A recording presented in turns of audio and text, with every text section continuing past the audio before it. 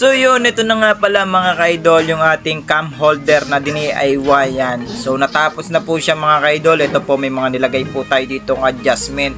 So sa una ko pong ginawa na ganito mga ka-idol ay wala po siya mga adjustment. Kaya dito nagawa tayo kasi ito paggawa lang po to sa atin. Kaya nilagyan po natin siya ng adjustment para hindi po mahirapan. Para pag ginamit po niya ay hindi po siya mahirapan mag-grind. Yan, may mga control po yan mga ka-idol kung gaano, kung ilang mm po yung itatabas sa camshaft. Yan mga ka-idol, ito po yun, yung adjustan na to.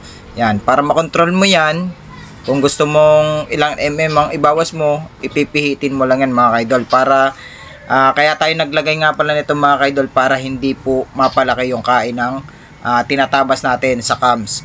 Tapos dito naglagay tayo ng mga abang dito, butas. Ayan, may mga butas na po yan mga ka-idol. Kayo na lang po bahala gumawa ng patungan yan mga ka-idol. So itatapat nyo lang din po yung mga butas na yun sa inyong gagawin na mga patungan. So ito na po mga ka-idol, no. Ayan, yan, tetestingin na po natin siya. I-grind po mga ka-idol. Tetestingin na po natin i-grind yung cam. So sasalpak na natin tong ating grinding. Ayan. So isalpak na natin yan mga ka-idol. May abang po yan.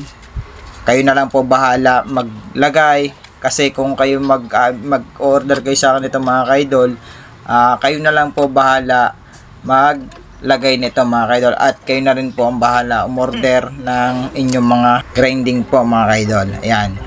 So all goods na po yan mga ka-idol. Tetestingin na po natin kung okay po ba yung ating pagkagawa dito. So yun, sinashoutout ko nga pala yung nag-message sa akin, gustong umorder, gusto magpagawa sa atin. Walang iba kundi yung sikat na vlogger na si Juniboss. Yan, maraming salamat Juniboss sa iyong pag-message sa akin at napansin mo ko at gusto mo sa akin magpagawa. So boss, igagawa kita nito at uumpisan ko na yung iyong order. Yan. So gagawa natin yan si Boss Juniboss. Shoutout sa iyo at maraming salamat boss. Yan, abangan mo lang yan, ipipm kita boss. So ito mga boss, tetestingin na natin tong ating ginawang DIY natin na cam holder. Testingin na natin. Yan, pihitin nyo lang po yan, unang-una itaas nyo po muna bago pihitin nyo po siya pababa. So utay-utay lang po mga ka-idol. Bahala na po kayo kung ilang mm yung ibawas nyo. So ito naman pong pinipihit ko sa ibaba, ayun naman po yung paside naman yan. Paside yung adjust nyan. Yan mga ka-idol, testingin na natin to.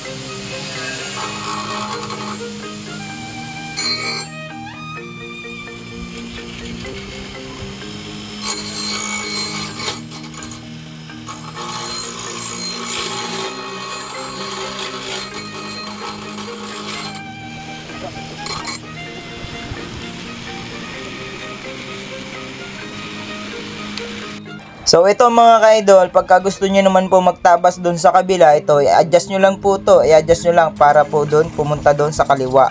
Ayan. So nilagyan po natin yan ng adjustable po mga ka-idol para hindi po siya pagalaw-galaw pag tayo nagre-regrind na mga ka-idol, no? So ito na po mga ka-idol, ayan o, nire-regrind na po natin yung cam. So all goods naman yung lapat ng cam. So okay na okay po to. So kayo na lang din po bahala kung paano nyo siya itatiming at i-adjust nyo. May mga adjustan po yan mga ka-idol, kayo na lang po yung mag-adjust. Tapos dun nga pala sa mga bala po mga ka-idol, pag tabingin na ay kailangan nyo po siyang ituwid. So yun lang po mga ka-idol, no. Maraming salamat po sa nagpagawa nito na walang iba kundi si Idol Botchok. Ayan, Team Laguerta. Yan, maraming salamat sa iyo Idol Botchok sa tiwala mo. So doon naman po sa susunod na gagawin natin, walang iba kundi si Juni Boss na sikat na vlogger po mga ka-idol. Yan, magpapagawa po sa atin next na gagawin natin para sa kanya naman po. So abangan mo lang po Boss Juni Boss ang iyong pinapagawa na cam holder na DIY po.